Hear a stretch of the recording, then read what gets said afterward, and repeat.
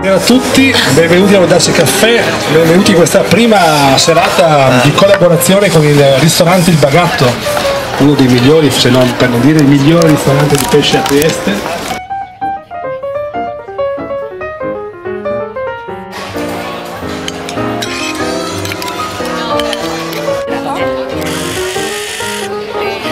Per cui anche questa sera abbiamo voluto mettere questa cosa nuova. L'azienda, la piccola azienda di Cormon, seguita da me e mio fratello direttamente, personalmente, un metodo di coltivazione completamente naturale.